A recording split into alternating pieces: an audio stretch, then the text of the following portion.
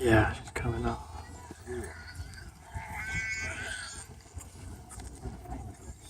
Hey everybody, my name is Savannah Rogers. I'm the one without the D in my last name. I have the privilege of being your class president, and I'm glad I get to represent you all. I have to be honest, as I was flipping through my yearbook, I realized that I'm not sure who all of you are. At first I felt bad, but then I thought that's a great problem to have since it shows that we are the largest graduating class in Habersham Central history.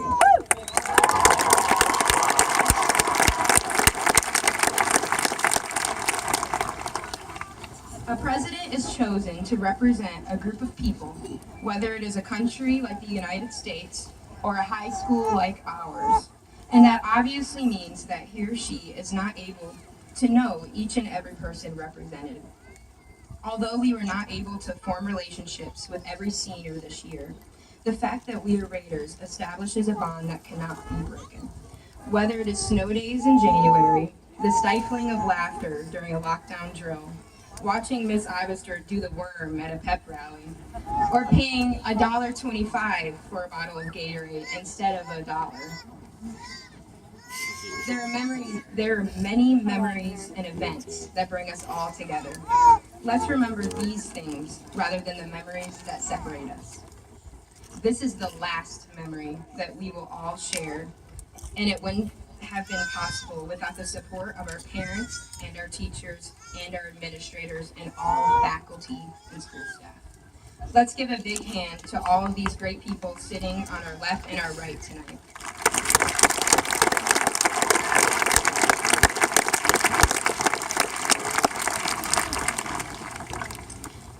I would like to think that this class stands out among the wave of past graduates from Habersham Central, or even from the other high schools in Northeast Georgia. But seeing how our class song is a country song, our class poem is by Dr. Seuss, and our class motto is Jeremiah 29:11, it may be hard to distinguish ourselves from some stereotypes of Southern high school graduates. This is completely okay though, since what the class of 2017 may lack in originality, it makes up for in initiative and character. I'm confident that our class is one of the most impressive to pass through this school.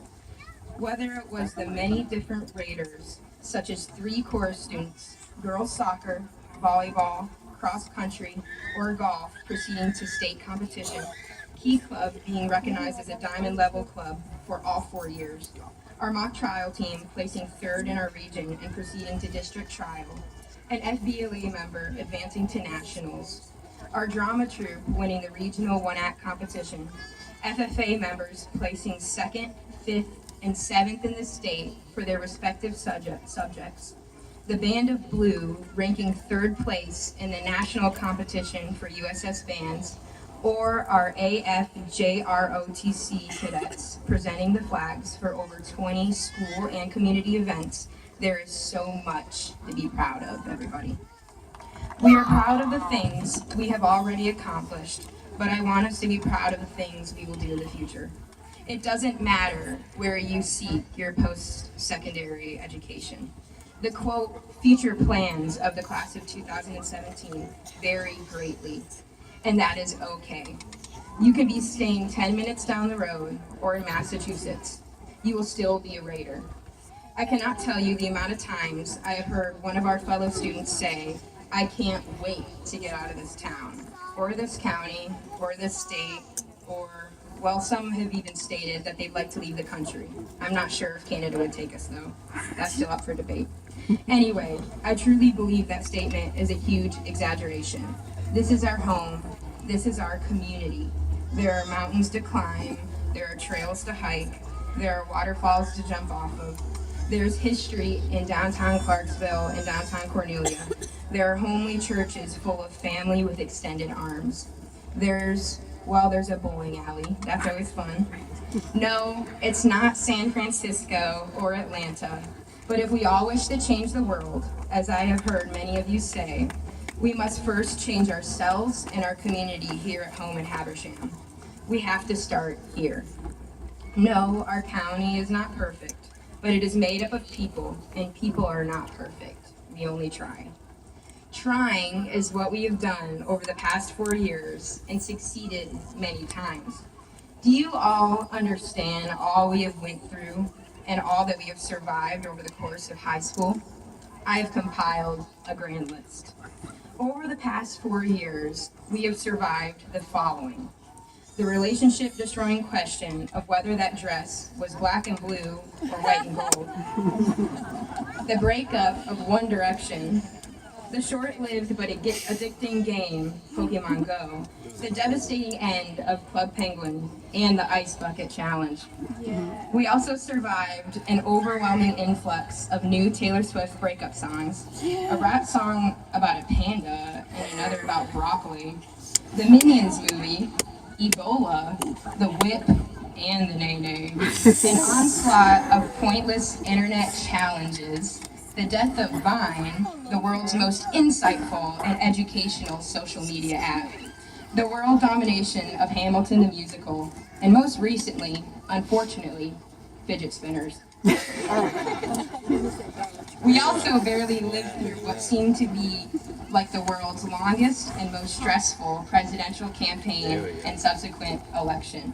We're still trying to survive fake news. Or is it fake? Nobody knows. Oh, and don't think this is over. Last but not least, we all survived the horrifying divorce of Brangelina and the equally terrifying and yet entertaining marriage of Kim Kardashian and Kanye West. And let's not forget the worst breakup of them all, Brexit. Actually, I'm not really sure what that is. I'll get back to you guys about that one. From this long and exasperating list, I hope we can all understand that we are people of resilience. We lived through all these events. If our class has made it thus far, imagine how much we can survive over the next 4 years. Do not underestimate yourselves. This is our beginning, not our end. Lastly, let us anticipate what the future holds. Your high school memories and accomplishments should be cherished, but don't let these past 4 years be the best years of your life. We have experienced endless days of standardized testing, paying hundreds of dollars for SAT score reports and application fees, late nights at Waffle House with people that you wouldn't be caught with anywhere else, and wildly inconsistent dress codes.